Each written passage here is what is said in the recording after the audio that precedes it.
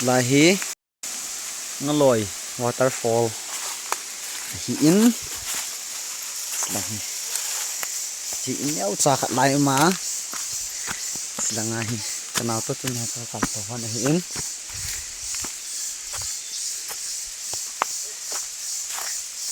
tu le cho hi sega mai tai am na he mun he so thi te le kilomin lai man pi khat lang ka kal to han de no me as ka hu man nai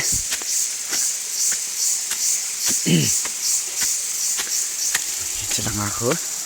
pilon ha na ni na sa namin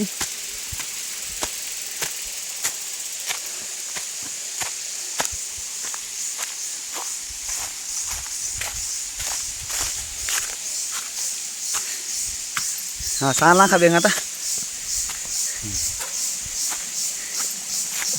ate kichi the te lo pila chila pila me ta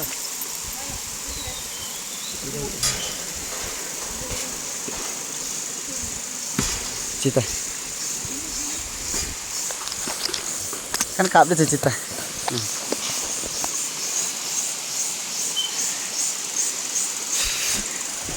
chi mui lang ai chiting le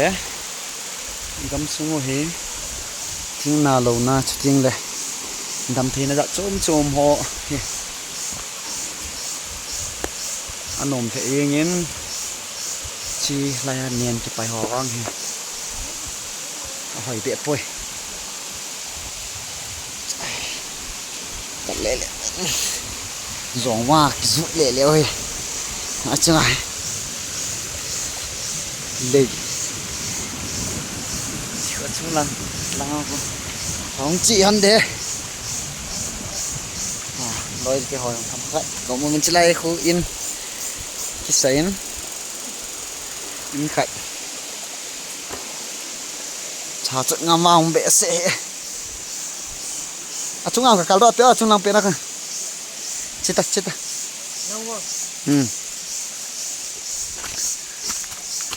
Lan. Chill vai ta. Ya, itu. Ha.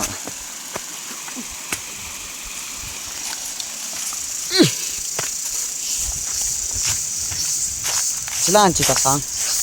Lang ke chilau dia.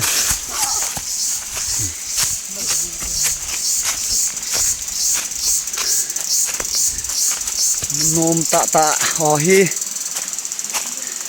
Chỉ mò pai chỉ mò đã thế lối hắn mà nôm phải là tùy cũng hỏi giống như lại đám tập bằng cái xe miến xuống khu phải lấy hầm làm pi hầm thì lấy cái lon này phải nói nó sẽ ngã mà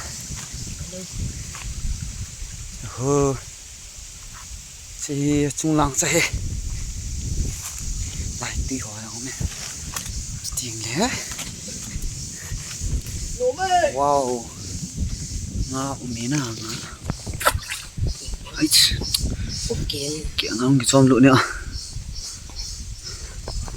đây rồi ngã nèo xả đếm xệ này